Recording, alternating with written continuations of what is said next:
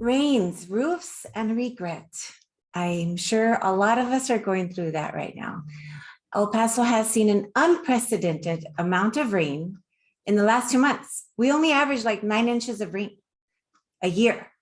I think we had 9 inches all the way up to the middle of August.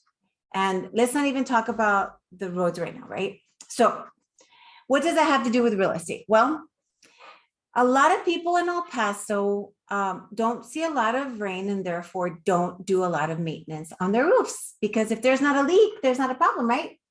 No, not true. In the desert, we see extreme, well, at least in this area, we see extreme heat and we see extreme cold, right? And so think about if you were to leave a plastic spoon outside or even a rubber spoon outside in the sun, and you forgot about it for an entire year. Now, let's assume that spoon was a little bit flexible, right? In a year from now, that spoon's going to be kind of brittle, right?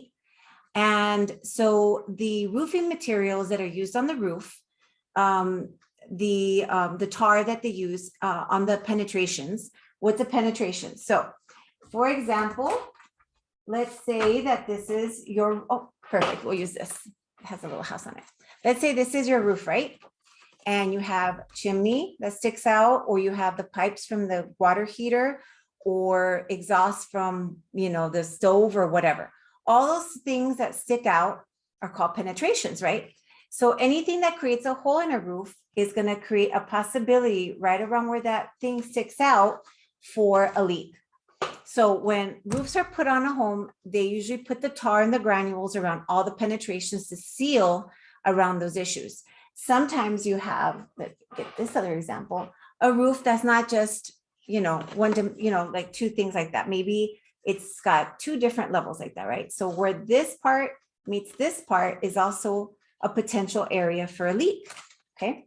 So it's very important that every year you go up there, or you send a handyman up there to seal all your penetrations and to check for any items. We also don't realize how much the wind has either blown or damaged the shingles. We also don't realize that when we have a hailstorm, we could have hail damage. I've had clients who've sold their home and they had hail damage and didn't even know it probably for years. And luckily the insurance covered it. However, they did not give them full credit because it'd been so long since the last hailstorm. So make sure that you keep an eye, that you monitor things like that. Other things that we see that don't get done is air conditioning, okay? People think that because you have refrigerated air, it's a no fuss, no deal, you're good. No. My clients that have moved away and that are currently renting out the property are notorious for not having the air conditioner serviced every year.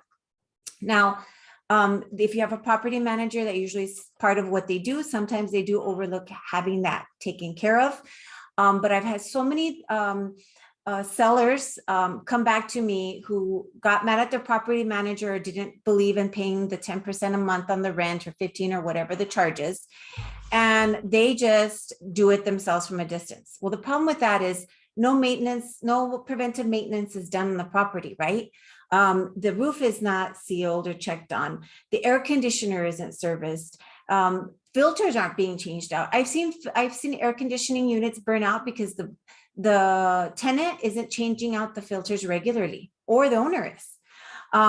Stucco is going to crack. They're going to be hairline cracks. You got to go through and seal up those cracks.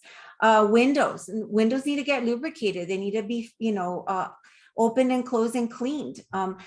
Those are all very, very common things. Toilets. Eventually the O-ring wears out on the toilet and needs to get replaced. But a lot of people don't think about that. They just deal with the rocking toilet. Eventually you're going to get a leak and you're going to have damage there. So those are the things that, because people aren't giving it preventive maintenance, happen, and it winds up costing the homeowner a lot of money down the road. So it's very, very important. I'm going to include a checklist that that you could probably use here. I've gotten it from different sources and builders. Very helpful information so that you can put yourself on a schedule, put in a reminder, and have the reminder come up once a year. It's very easy to do. And just remember, you give your car preventive maintenance. You rotate tires, You or give it oil changes, you change the filters, you have to replace tires sometimes, right? And you need to give it, the tune-up once every who knows when, right? I don't worry about that. I just tell my mechanic and my oil change guy, check the filters, check the hoses. Since I started bringing it in, how many miles in do I need to start doing the oil change? Because it's going to be a much more expensive issue down the road if you don't get it addressed. If you have any questions, feel free to call me. I hope this helps. Bye, guys. Little reminder that my business is based on referrals. Without wonderful people such as yourself, I could not keep my business running. So if you happen to know of anybody, friend, family, coworker, neighbor that is interested in buying, selling, or investing in real estate, I would love to give them the best level of personal care. Thanks so much. Feel free to reach out, text, email, or call me. Thanks. Bye-bye.